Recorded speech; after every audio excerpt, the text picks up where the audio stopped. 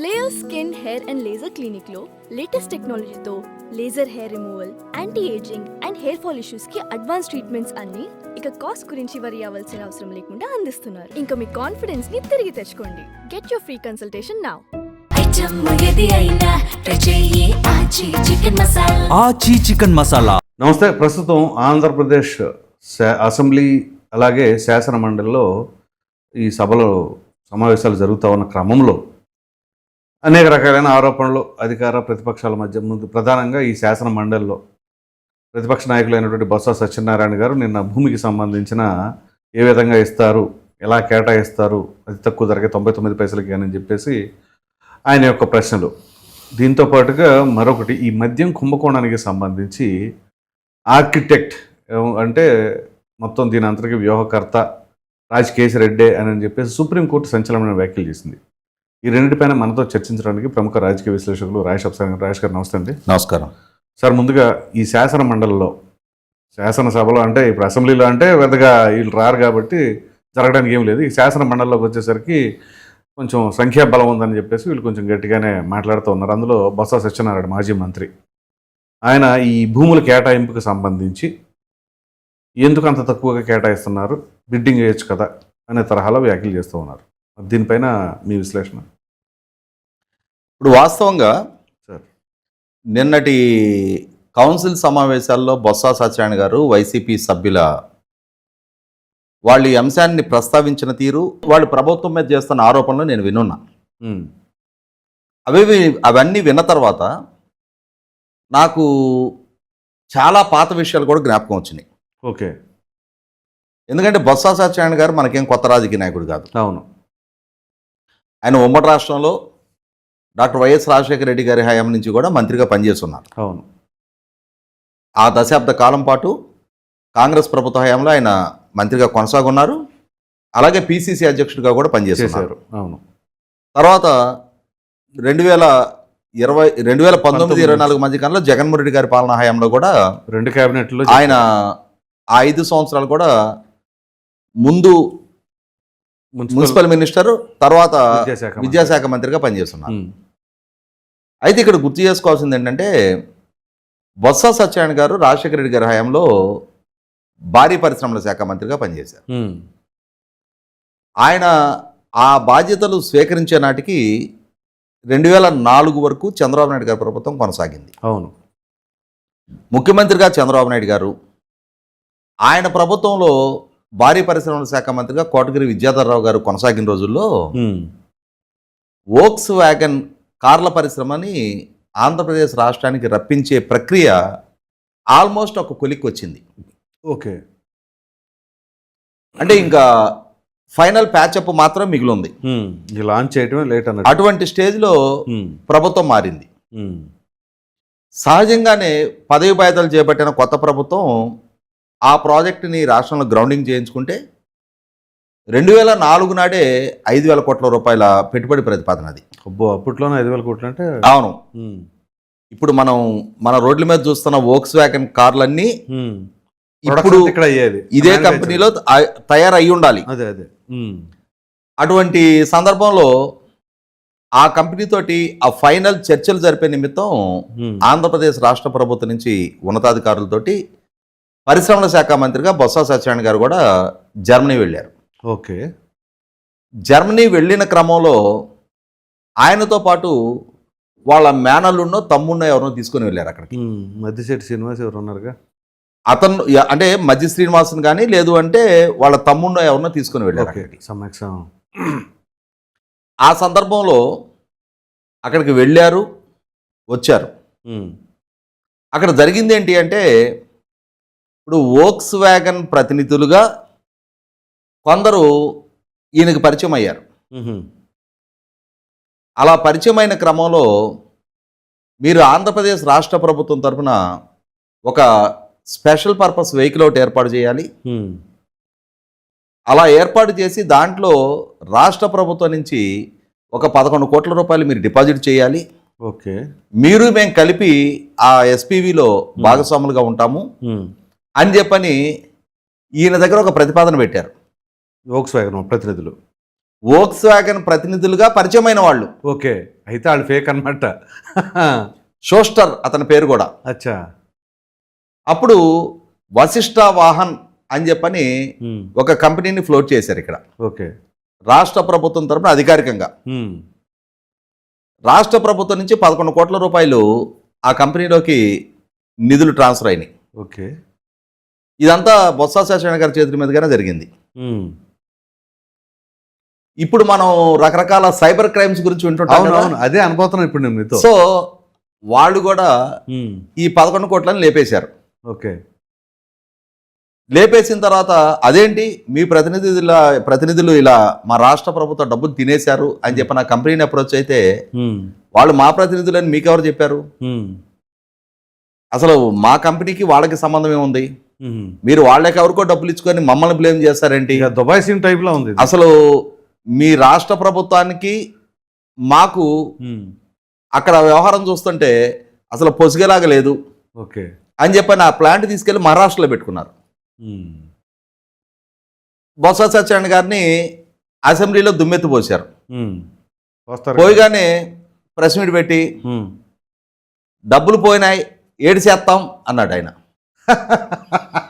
ఇదే డైలాగు అప్పట్లో పెద్ద సంచలనం ఇది. దాన్ని హేళన చేశారు అని చెప్పని నేను అనపనేని రాజ్కుమార్ గారిని మా ఉత్తరాంధ్ర స్లాంగ్ అది, మమ్మల్ని మీరు అవమానపరుస్తున్నారు అని చెప్పని మళ్ళీ తిరిగి ఆమె మీద దాడి చేశారు. ఓకే.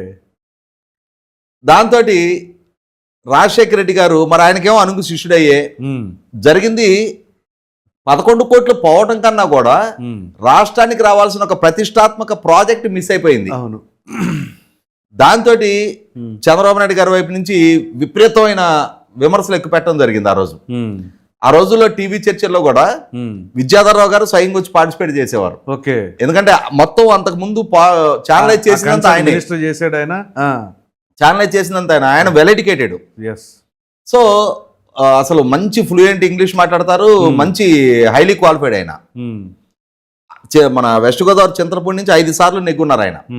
వాళ్ళ కొడుకే కోటగిరి శ్రీధర్ లాస్ట్ టెన్యూర్ ఎంపీగా చేశారు వైసీపీ నుంచి. ఆయన ఇక ప్రభుత్వాన్ని దుమ్మెత్తిపోస్తా ఉన్నారు ఆ డీటెయిల్స్ అన్ని వెలుగులోకి తీసుకొచ్చి. దాంతో రాజశేఖర రెడ్డి గారికి కాంటపట్టి సిచ్యువేషన్ ఎరేజ్ అయ్యి ఈయన్ని పరిశ్రమల శాఖ నుంచి మార్కెటింగ్ శాఖ మార్చారు పనిష్మెంట్ కింద. ఓహో.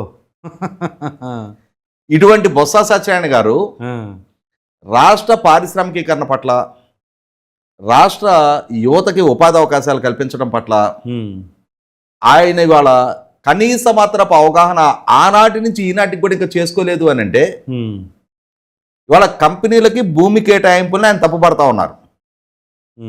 ఆయన ఇంకొక మాట ఏమంటున్నారు నిన్న, ఇదే కంపెనీలు వేరే రాష్ట్రాల్లో బిడ్డింగుల్లో పాల్గొని కోట్ల రూపాయలకి భూములు ఖరీదు చేస్తున్నారు అంటున్నారు. అవును. ఇక్కడ గమనించుకోవాల్సింది ఏంటి అంటే ఏ రాష్ట్రాల్లో వాళ్ళు బిడ్డింగుల్లో పాల్గొని కోట్ల రూపాయలకి భూములు ఖరీదు చేస్తున్నారు, ఆ రాష్ట్రంలో ఉన్న ఐటీ అండ్ ఐటీ ఎనేబుల్డ్ ఉన్న ఎకో సిస్టమ్ ఏంటి?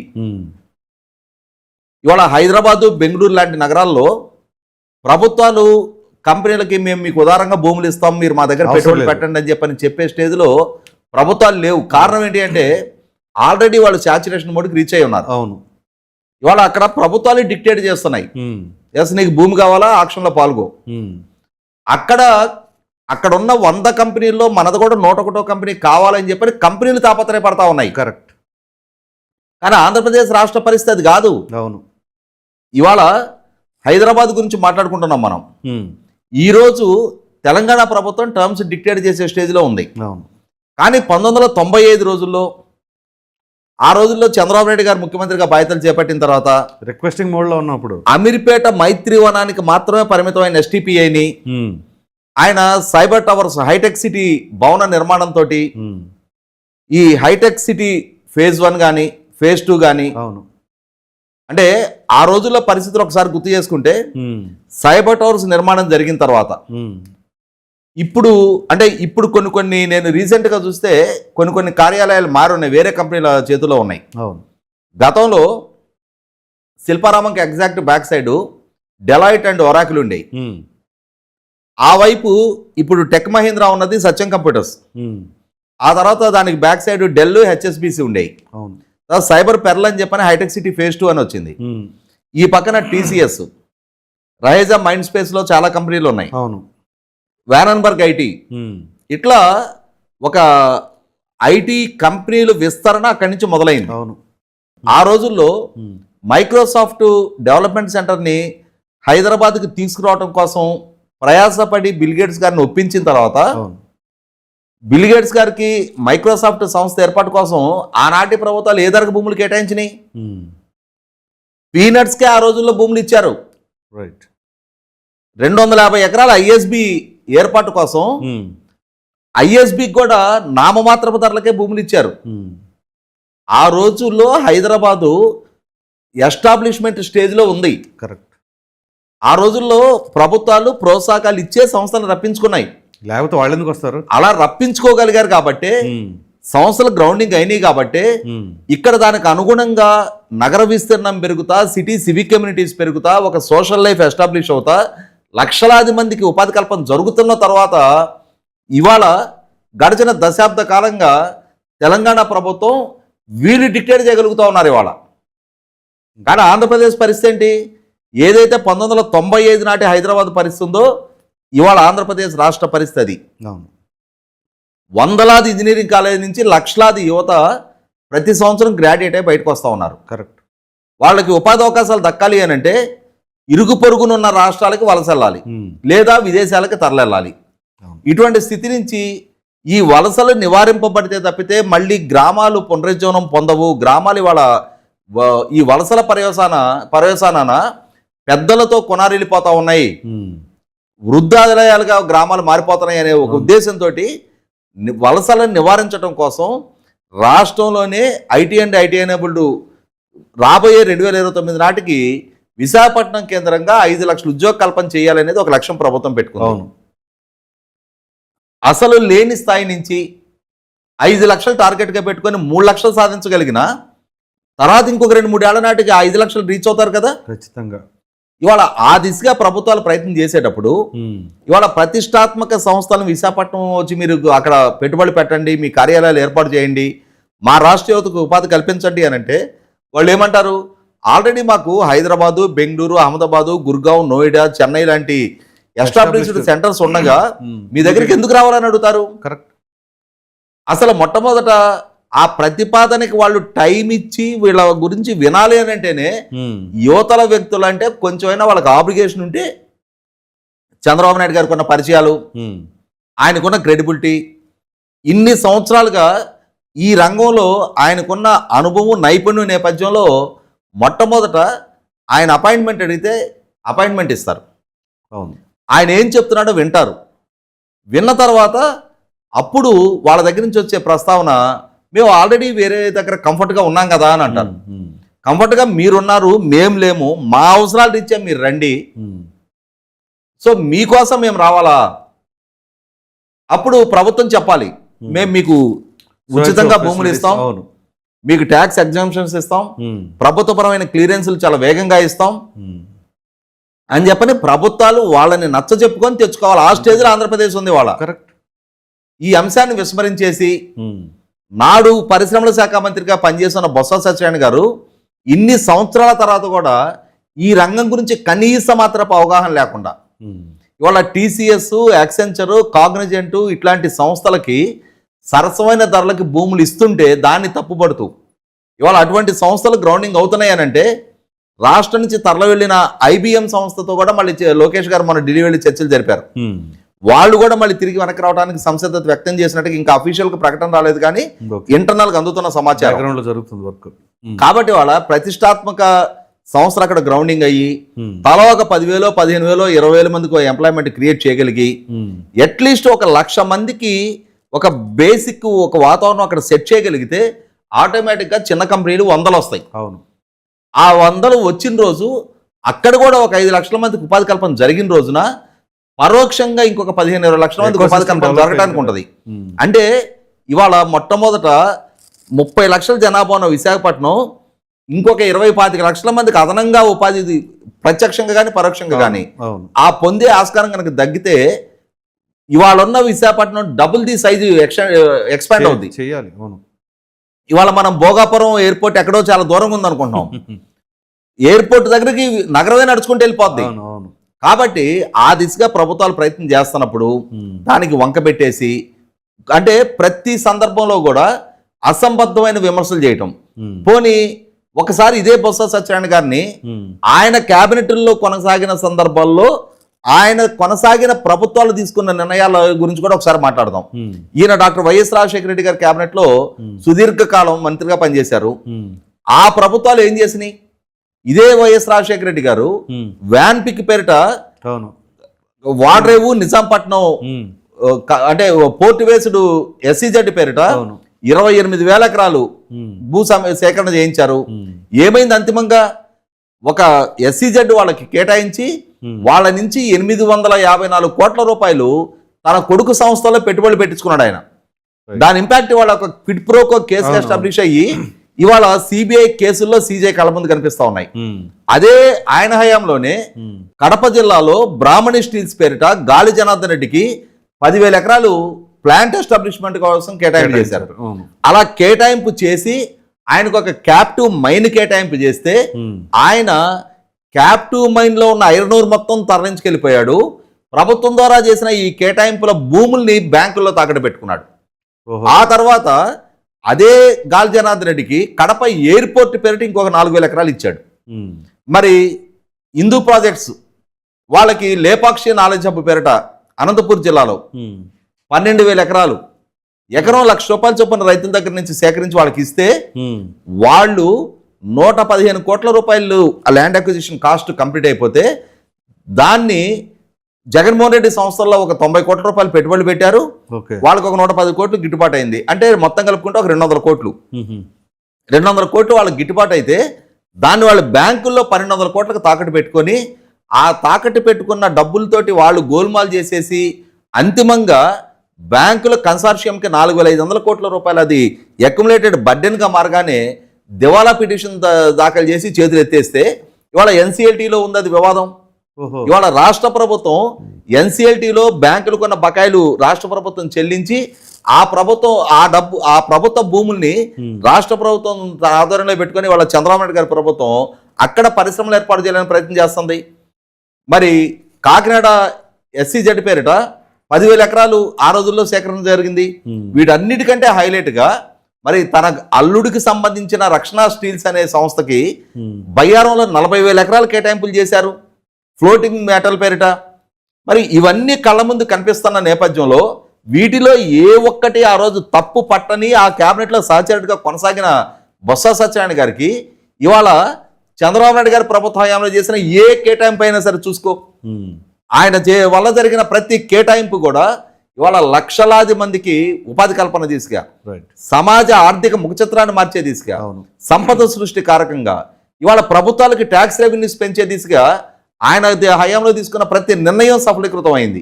అటువంటప్పుడు అసంబద్ధమైన అవగాహన రాహిత్యపు నిర్ణయాలతోటి అదే క్రమంలో ఈయన మన రాజశేఖర రెడ్డి గారి మన జగన్మోహన్ రెడ్డి గారి ప్రభుత్వంలో కూడా కొనసాగున్నాడు. ఇదే జగన్మోహన్ రెడ్డి గారి ప్రభుత్వం అదే విశాఖపట్నంలో మరి వాళ్ళ సొంత మేనత్త విమలకి మిషనరీ నిర్మాణం కోసం అని చెప్పని మరి అతి ఖరీదైన భూమి అతి కారు చౌకగా కట్టబెట్టిన సంగతి ఈ బొత్స సత్యనారాయణ గారికి తెలీదా?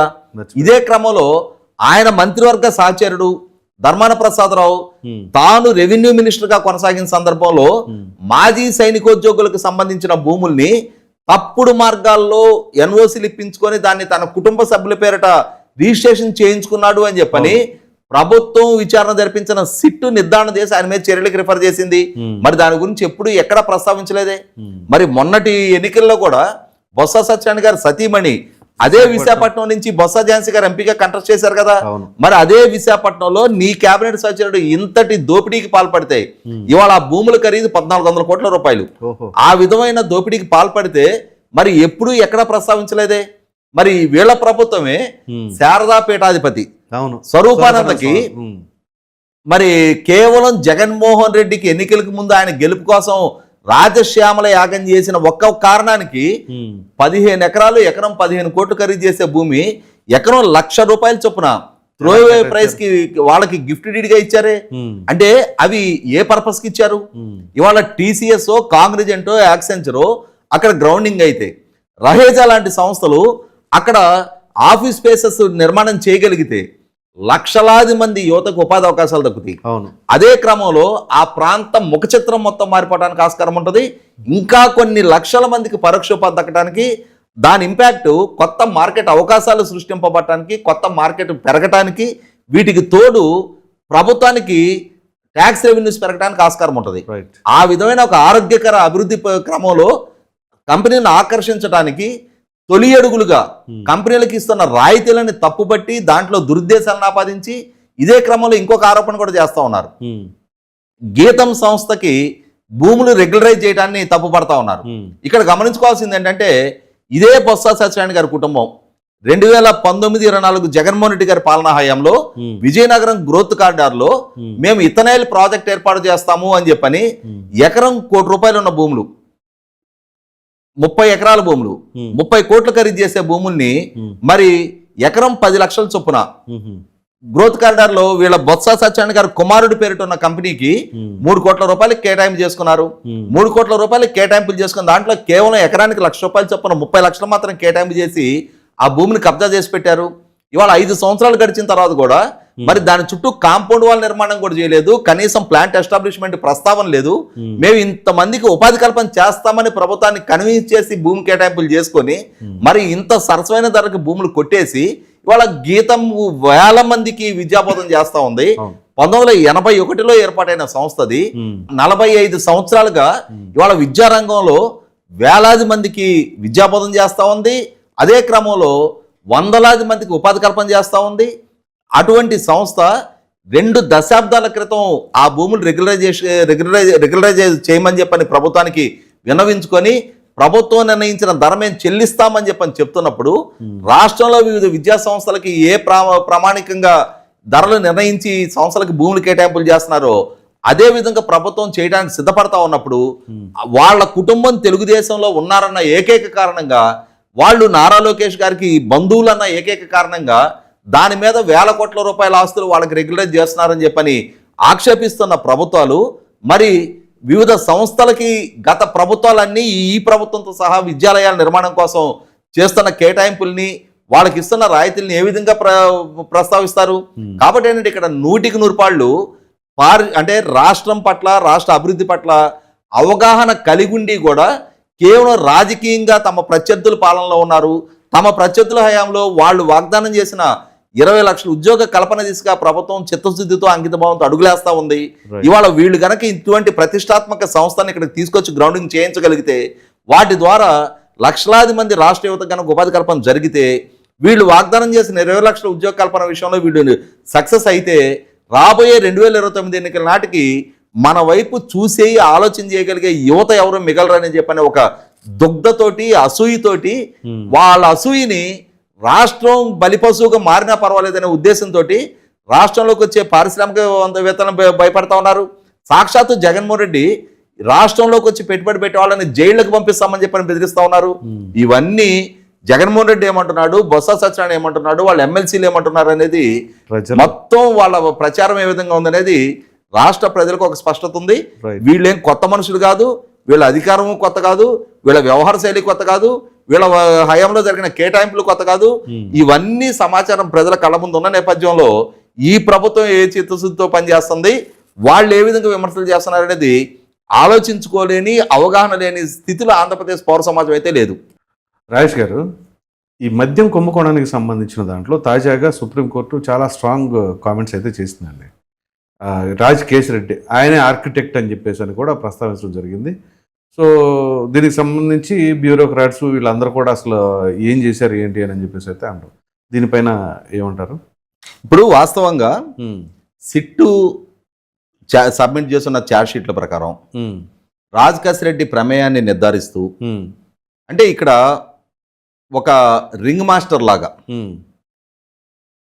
అంటే ఈ మద్యం కుంభకోణపు నెట్వర్క్ కి ఆర్గనైజర్ లాగా ఇతనే కీలకంగా వ్యవహరించున్నాడు అనే అంశాన్ని ఆల్రెడీ సిట్టు తన ఛార్జ్ షీట్ లోనే సబ్మిట్ చేస్తుంది. అదే అంశాన్ని ప్రస్తావిస్తూ అతని బెయిల్ గురించి సుప్రీంకోర్టుని అప్రోచ్ అయిన నేపథ్యంలో సుప్రీంకోర్టు కూడా ఇతనేదో మీరు ప్రభుత్వ సలహాదారుడు అని చెప్పని ప్రస్తావిస్తున్నారు. ఇతను ప్రభుత్వ సలహాదారుడు మాత్రమే కాదు, ఈ మొత్తం కుంభకోణానికి ఆర్కిటెక్ట్ ఇతనే. 3,200 కోట్ల రూపాయల అక్రమ అవకతవకలకు పాల్పడున్న నేపథ్యంలో ఇవాళ మీరేదో 9 నెలల నుంచి జైల్లో ఉన్నాడు అని చెప్పని చెప్తున్నది అంత మాత్రానే ఇతనికి బెయిల్ ఇవ్వాల్సిన నష్టం ఏం లేదు. ఇంకా కొన్నాళ్ళు ఉండనివ్వండి, అతన్ని రెగ్యులర్ ఫార్మాట్ లోనే బెయిల్ పిటిషన్స్ ఫైల్ చేసుకోమనండి. మేముగా అయితే ఇతని బెయిల్ పిటిషన్ పరిగణలోకి తీసుకొని బెయిల్ ఇవ్వడానికి సిద్ధంగా లేమని చెప్పడం జరిగింది. అయితే ఇక్కడ గమనించుకోవాల్సిన అంశం ఏంటి అంటే, ఇదే గౌరవ సుప్రీంకోర్టు గతంలో ఢిల్లీ మద్యం పాలసీ రూపకల్పనలో భాగస్వాములు అయినందుకు, అంటే ఆ కొత్త పాలసీ ప్రైవేట్ వ్యాపారస్తులకు అనుగుణమైన పాలసీ రూపకల్పన జరిగిన కారణంగా అక్కడ రాష్ట్ర ప్రభుత్వ ఖజానాకి నష్టం జరిగింది అని చెప్పని ఆ పాలసీ రూపకల్పన చేసిన ముఖ్యమంత్రిని, ఉప ముఖ్యమంత్రిని, అక్కడ సీనియర్ అధికారులను కూడా జైలు పాలు చేశారు. మరి అదే పాలసీ ఇవాళ ఆంధ్రప్రదేశ్ రాష్ట్ర మద్యం పాలసీకి కూడా వర్తింప చేసి తీరాలి. కారణం ఏంటి అంటే, ఇవాళ ప్రభుత్వంలో ఐటీ సలహాదారుడిగా పనిచేసిన రాజకాశి రెడ్డి పైనున్న వారి ఆదేశాలు పాటించి అమలు చేసిన వ్యక్తే తప్ప అతను ఆదేశాలు ఇచ్చే స్టేజ్లో లేడు. ఎందుకంటే రాష్ట్ర ప్రభుత్వం తీసుకొచ్చిన ఒక కొత్త మద్యం పాలసీ మాటున ఈ అవకతవకలకి పాల్పడగలిగారు. ఈ అవకతవకలకి పాల్పడటానికి ఆస్కారం కలిగించింది పాలకుడుగా ఉన్న జగన్మోహన్ రెడ్డి గారు, నాడు ఎక్సైజ్ మినిస్టర్గా ఉన్న నారాయణ స్వామి, నాడు ఎక్సైజ్ ఉన్నతాధికారులు కలిపి రూపకల్పన చేసిన ఒక పాలసీ.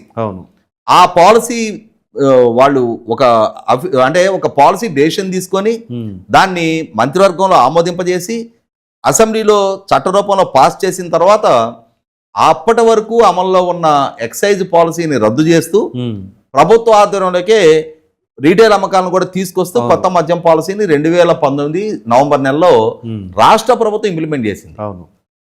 అలా ఇంప్లిమెంట్ చేసే క్రమంలో ఆ పాలసీ రూపకల్పన కోసం, ఆ బ్లూ ప్రింట్ డ్రాఫ్ట్ చేయడం కోసం ప్రభుత్వ డే టు డే అడ్మినిస్ట్రేషన్ తో సంబంధం లేని బయట వ్యక్తులు ఇన్వాల్వ్ అయ్యి వాళ్ళు సమావేశాలు జరుపుకొని వాళ్ళ ఒక పాలసీ రూపకల్పన చేశారు. అంటే బయట వ్యక్తులు రూపకల్పన చేసిన పాలసీని తన ప్రభుత్వంలో తన కేబినెట్ ద్వారా ఆమోదింపజేసిన జగన్మోహన్ రెడ్డిది బాధ్యత లేదా ఇక్కడ? అదే క్రమంలో ఉప ముఖ్యమంత్రిగా ఉండి నాడు ఎక్సైజ్ మినిస్టర్ గా కొనసాగిన నారాయణ స్వామి ప్రమేయం లేదా?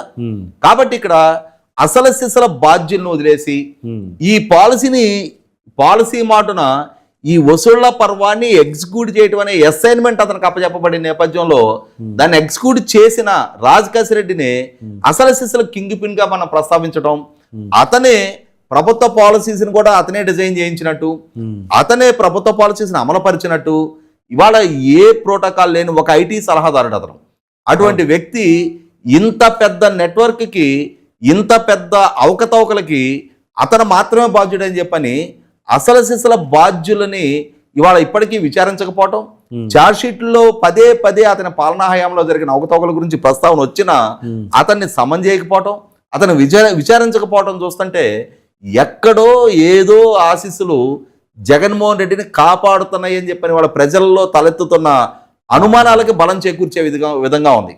కాబట్టి ఇక్కడ రాజకాశి రెడ్డి ప్రమేయం నిర్ధారణ అయిన నేపథ్యంలో గత 10 నెలలుగా 298 రోజులు నిన్నటికి, ఇవాళ రేపు కలుపుకుంటే 10 నెలల కాలం పూర్తవుతుంది. గత 10 నెలలుగా అతను జైల్లో ఉంటున్నాడు. అతని ప్రమేయం నిర్ధారణ అయింది.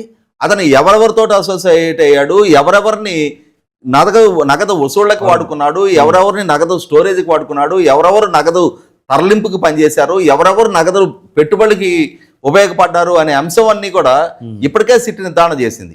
కానీ అసలు సిసల మాస్టర్ మైండ్, అసలు సిసలు ఎండ్ దోపిడీదారుడు. ఎందుకంటే ఇన్ని వేల కోట్ల రూపాయల ఈ నగదు, ఈ దోపిడీకి పాల్పడ్డ అసలు సిసల వ్యక్తులు ఎవరు?